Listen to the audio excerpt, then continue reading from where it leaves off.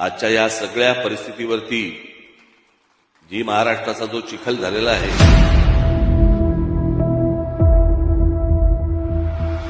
आपल्याला जे बांधायचंय आपण खणखणीत दुकान बांधू, डेअरीवाले नाही होणार.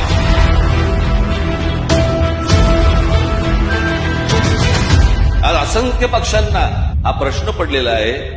खासदारकीला पराभव झाले, आमदारकीला पराभव झाले, तरी या पक्षामधली माणसं सगळी एकत्र कशी काय राहतात? सगळे जे काही कामं सुरू आहेत, एवढ्या काही गोष्टी सुरू आहेत ना, मी त्याचं सविस्तर मी बोलणार 30 तारखेला गुढीपाडव्याच्या दिवशी जल्लोषात गुलाल उधळत आपण सर्वांनी शिवतीर्थावरती यावं अशी मी आपल्या सर्वांना विनंती करतो. जय हिंद, जय महाराष्ट्र.